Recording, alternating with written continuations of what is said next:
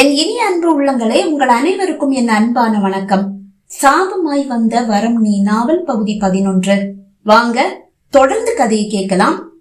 இத்தனை நாள் வைராவை ஏளனமாக மட்டும் பார்த்து கொண்டிருந்த அலுவலகம் என்று வாயடைத்து போனது மட்டுமா?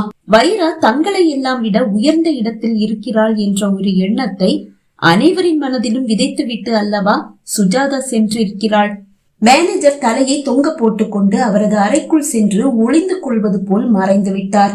சரிதாவோ தலை உயர்த்த முடியாமல் ஏதோ வேலை பார்ப்பது போல் அவளது லேப்டாப்பில் விழி நட்டு அமர்ந்திருக்கிறாள். எத்தனை நாள் வைராவை கால் கடுக்க தன் அருகில் நிற்க வைத்து விட்டு வேலை பார்த்திருக்கிறாள். அது வைராவுக்கு தான் கொடுத்த தண்டனை என்று அல்லவா அவள் நினைத்தாள். ஆனால் அந்த தண்டனையை எவ்வளவு அழகாக பயன்படுத்தி அனைவரின் மூக்கையும் உடைத்திருக்கிறாள். அலுவலகம் தலை குனிந்து அமர்ந்திருக்க வைரா மட்டும் தலை நிமிர்ந்து அவளுக்காக தனித்து போடப்பட்டிருந்த இருக்கையில் சென்று அமர்ந்தாள். புதிதாக வேலைக்கு சேர்ந்திருக்கும் பியூன் கூட டிகிரி முடித்திருந்தான். அவன் கூட வைராவை ஏளனமாக தான் பார்த்து கொண்டிருந்தான். அவனது வேலைகளை கூட வைராவை விட்டு வாங்கி கொண்டிருக்கிறான். இதோ அவன் தலையும் தொங்கி கிடக்கிறது. ஆனால் எதையும் பொருட்படுத்தாமல் வைரா அமைதியாக அமர்ந்திருந்தாள். மதியம் 1 மணி ஆன போது அனைவரும் உண்ண அமர்ந்தனர். அந்த நேரம் வைரா எண்ணிற்கு சூர்யா அப்பாவிடமிருந்து அழைப்பு வந்தது. அழைப்பை அவள் ஏற்கும் போதே வாழ்த்துக்கள் வைரா என்று கூறிதான் அவர் பேச்சை ஆரம்பித்தார். தேங்க்யூ சார் என்று கூறும்போது என்னவென்று சொல்ல முடியாத ஒரு ஆனந்தம் அவளுக்கு. தான் சூர்யாவுக்கு பணத்தில் மட்டும்தான் பொருந்தவில்லை என்று அவளுள் பெருமிதப்பட்டு கொண்ட தருணம் அது. சுரேஷும் சுஜாதாவும் உன்னை வானலாவ பாராட்டிட்டு போனாங்கம்மா. நான் இப்பவே ஆபீஸ் வந்திருப்பேன், ஆனா கொஞ்சம் பிஸியா இருக்கேன். இன்னைக்கு வெள்ளி, நாளைக்கு சனி, 2 நாளும் நான் பிஸி தான். ஞாயிற்றுக்கிழமை நாங்க ஊருக்கு போறோம். 10-12 நாள் கழிச்சுதான் திரும்பி வருவோம். வந்த பிறகு நான் வந்து உன்னை பாக்குறேன். உனக்கு என்ன பதவி தரணும்னு இப்ப கூட எனக்கு தெரியல. எல்லாத்தையும் எல்லார்கிட்டையும் கலந்து பேசிட்டு உன்னை வந்து பாக்குறேம்மா. சார், நான் கூட 15 நாள் லீவ் போட்டிருக்கேன் சார். திங்கக்கிழமையில இருந்து நானும் அப்பாவும் அப்பா ஊருக்கு போறோம். அப்படியா? ஆமா சார். அப்படின்னா நீ போயிட்டு வந்த பிறகு நான் வந்து உன்னை பாக்குறேம்மா. Thank you sir. அவர் அழைப்பை துண்டிக்க மிகுந்த மகிழ்ச்சியோடு உண்ண அமர்ந்த வைரா மீது அலுவலகத்தின் மொத்த பொறாமை விழிகளும் பதிந்து கிடந்தது. அதை அவள் அறிந்தாலும் அறியாதவள் போல் உண்ண ஆரம்பித்தாள். 10-15 நாட்கள் அலுவலகம் வரப்போவதில்லை என்பதால் சூர்யா தன் அலுவல் வேலைகளில் இரவு பகல் பாராது மூழ்கி கிடக்க வைரா பற்றிய சிந்தனை இருந்தாலும் அவளை அழைக்க அவனால் முடியவில்லை. அந்த அளவு அவனுக்கு தலைக்கு மேல் வேலை. வைராவோ அவனை அழைத்து பேச துடித்துக் கொண்டிருக்கிறாள். ஆனால் அவன் அழைக்கவில்லை அல்லவா. அவனை தொல்லை செய்ய வேண்டாம் என்று அவளும் பொறுமை காத்தாள். சூர்யாவோ அவள் அழைப்பாள். அழைக்கும் போது தன் வேலை பளுவை பற்றி அவளிடம் கூறிவிடலாம் என்று காத்திருக்கிறான். ஆனால் அவள் அழைத்த பாடில்லை. இன்று ஞாயிறு. சூர்யாவின் குடும்பம் சிவகங்கை புறப்பட்டு விட்டது.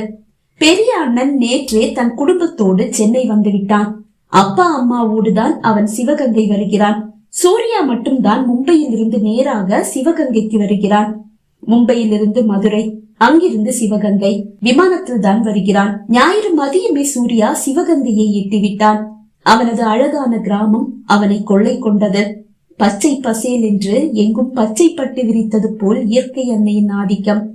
அந்த அழகை ரசித்தபடி அவன் ஊர் முழுவதும் சுற்றி வந்தான். செவ்வாய் அன்றுதான் திருவிழாவுக்காக கோயிலில் கொடியேறுகிறது. 10 வயது வரை மட்டும்தான் அவன் கோயில் திருவிழாவுக்கு வந்திருக்கிறான். அதன் பிறகு இதோ 16 ஆண்டுகள் கழித்து இப்போதுதான் வருகிறான். அவனது தாத்தா கூறியது போன்று அவனது குடும்பம் மட்டும்தான் செல்வ செழிப்போடு இருக்கிறது. தாத்தாவின் உற்றார் உறவினர்கள் அனைவரும் நாள் முழுவதும் மணிக்கணக்கில் வயலில் வேலை பார்த்தால் கூட செய்யும் வேலைக்கு கூலி கூட கிடைப்பதில்லை. நல்ல விளைச்சலும் கிடைப்பதில்லை. தினமும் 3 வேளை சாப்பிடுவதற்கே பகீரத தவம் இருக்க வேண்டிய நிலை அவர்களுக்கு.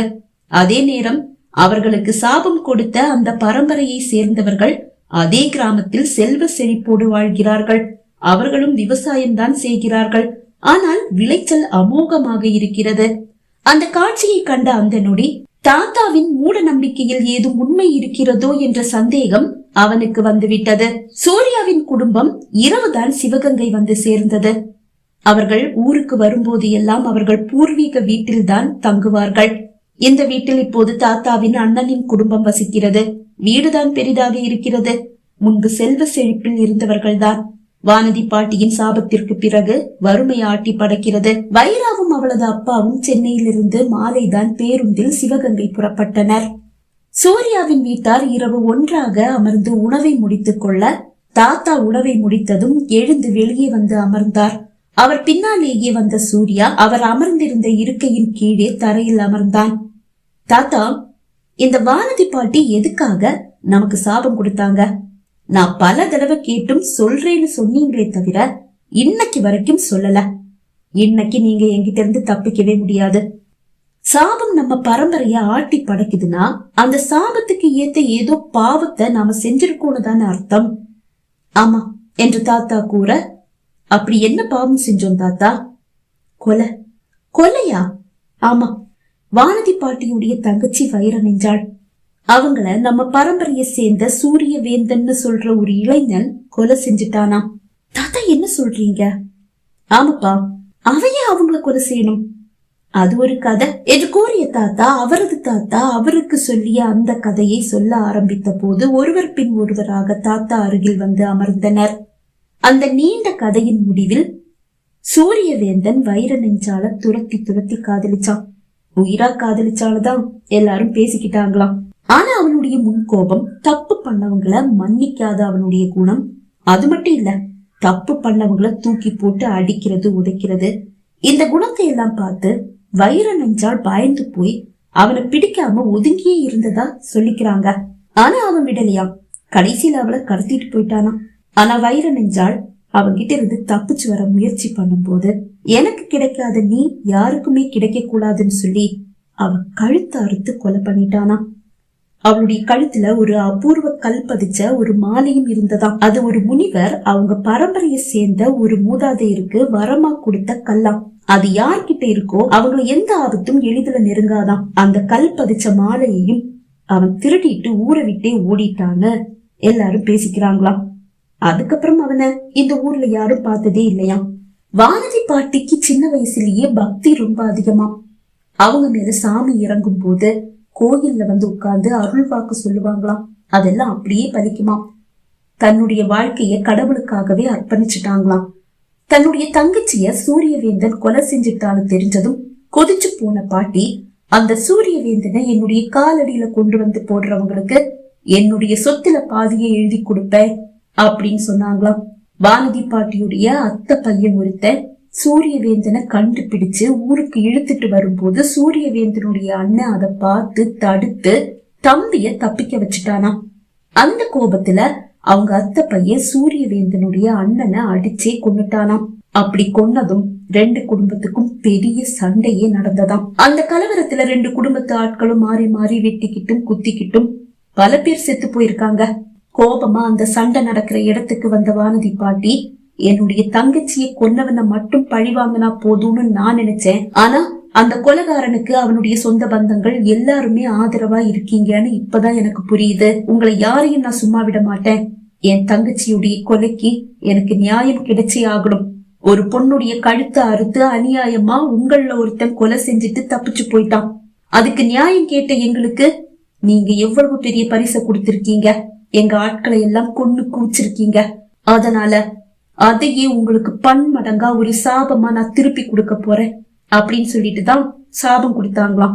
அப்படின்னா தாத்தா அவங்களுடைய கோபம் நியாயமானதுதான். அவங்க சாபம் கொடுத்ததும் நியாயம்தான். அவங்க பக்கத்துல நின்னு பார்த்தா தானே அவங்க நியாயம் புரியும். சுதர்ஷன் கூற, அது கூட பரவாயில்லனா அவங்க கொடுத்த சாபம் பலிக்குதுன்னா அந்த சூரியவேந்தன் வானதி பாட்டி தங்கச்சிய கொலை செஞ்சிருக்கான்னு தானே அர்த்தம். சூர்யா கூற, இல்ல சூர்யா, அதுல கூட ஊருக்குள்ள பல கருத்து நிலவுது. வைர நெஞ்சால் சூரியவேந்தனுடைய குணத்தை பார்த்து பயந்தது என்னவோ உண்மைதான். சூரியவேந்தனை அவளும் உயிரா காதலிச்சுட்டு தான் இருந்தான்னு சில பேர் சொன்னாங்களாம். அதனாலேயே சூரியவேந்தன் வைர நெஞ்சால கடத்திட்டெல்லாம் போகல, அவ விரும்பிதான் அவன் கூட போனா அப்படின்னு ஊருக்குள்ள அந்த டைம்ல பேச்சிருந்ததாம். அப்படி போயிருந்தா அவளை ஏன் அவன் கொலை செய்யணும்? அதுக்கப்புறமா சூரியவேந்தன் எங்க போனான், அவனுக்கு என்ன ஆச்சு இப்படின்னு வைர நெஞ்சாளுடைய ஆட்கள் கேள்வி கேட்கும் போது அதுக்கு யாராலையும் பதில் சொல்ல முடியலையாம். ஆனா தாத்தா, வானதி பாட்டி கொடுத்த சாபம் பலிக்குதே, அப்படின்னா சூரியவேந்தன் கொலை செஞ்சானதானே அர்த்தம். இல்லப்பா, வானதி பாட்டிக்கு சின்ன வயசுல இருந்தே ஒரு தனி சக்தி இருந்ததாம். அந்த சக்தியாலதான் அவங்க கொடுத்த சாபம் பலிச்சிடுச்சுன்னு என்னுடைய தாத்தாவோட தாத்தா சொன்னதா என் தாத்தா சொன்னாரு என்று தாத்தா கூற, அப்படின்னா தாத்தா வானதி பாட்டி அவங்க சக்தியை மிஸ்யூஸ் பண்ணிருக்காங்க கிருஷ்ணகுமார் தான் கூறினான்.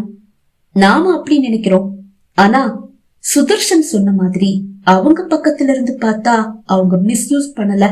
அவங்களுக்கு கிடைக்க வேண்டிய நியாயத்தை அப்படி ஒரு சாபம் கொடுத்து அவங்க நிறைவேற்றிக்கிட்டாங்க, அவ்வளவுதான். அப்படின்னா இந்த கதைக்கு இதுவரைக்கும் முடிவே கிடைக்கலையா? சூர்யா கேட்டான். ஆமா, இன்னைக்கு வரைக்கும் சூரியவேந்தன் எங்க போனான், வைராவை ஏன் கொலை பண்ணான், அவ கழுத்துல இருந்த அந்த மாலையை ஏன் அவன் திருட்டிட்டு போனான், இது எதுக்குமே விடை கிடைக்கவே இல்ல. இந்த கதை இப்பவும் தொடர்கதையாவே இருக்கு. இப்பவும் ஒவ்வொருத்தரும் ஒவ்வொரு விதமா பேசிக்கிறாங்க. சூரியவேந்தன் இப்பவும் உயிரோட தான் இருக்கான். வைரா கழுத்துல இருந்த அந்த கல்லுக்காக தான் அவளை அவன் காதலிச்சிருக்கான். அந்த கல்ல அவன் கைவசப்படுத்திக்கிட்டதால அவன் இப்பவும் கண்டிப்பா உயிரோட தான் இருப்பான், அப்படி இப்படின்னு ஊருக்குள்ள பேசிக்கிறாங்க. ஆனா உண்மை என்னன்னு யாருக்கும் தெரியாது. சரி தாத்தா, கோயில் திருவிழால நம்ம பரம்பரை ஆட்கள் தான் கொடி ஏத்தணுமா? அது எதனால? சூர்யா, இந்த ஊர்ல இருக்க நம்ம குலதெய்வ கோயில கட்டினது நம்ம பரம்பரையை சேர்த்த நம்ம முன்னோர்கள்.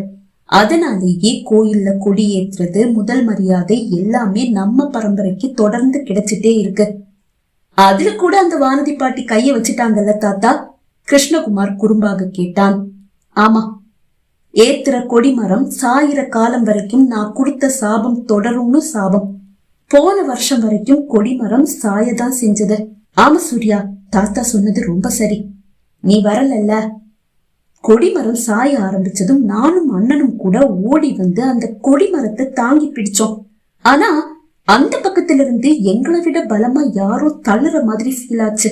நாங்க மட்டும் இல்ல, நம்ம பரம்பரையை சேர்ந்து எல்லாருமே ஒன்னா சேர்ந்து அந்த கொடிமரத்தை தாங்கியும் அந்த மரம் நிக்கல. எங்களால தாக்கு பிடிக்க முடியல, விட்டுட்டோம். அது கீழே விழுந்துடுச்சு. அந்த வானதி பாட்டி ஆட்கள் அந்த நேரம் எப்படி எல்லாம் நம்மள கேலி பண்ணாங்க தெரியுமா? அதுக்கப்புறமா வானதி பாட்டி ஆட்கள் வந்து அதே கொடிமரத்தை நாட்டி புது கொடியை ஏத்துனாங்க. அது சாயவும் இல்ல, எதுவும் ஆகல, சூப்பரா நின்னுடுச்சு. இந்த தடவை எப்படின்னு தெரியல. கிருஷ்ணகுமார் கூற சூர்யா மனதில் கூட ஒரு சிறு பயம் தலை தூக்கியது. தன் வீரவசனம் எல்லாம் காற்றில் பறந்து போகுமோ, தாத்தாவின் மூட நம்பிக்கை என்று தான் பழித்ததுதான் உண்மை என்று ஆகிவிடுமோ, இன்னும் 2 நாட்களில் தெரிந்துவிடும் என்றது அவன் மனம். பகுதி 11 நிறைவடைந்தது. பகுதி 12 உங்களை சந்திக்கும் வரை விடைபெறுகிறேன். நன்றி, வணக்கம்.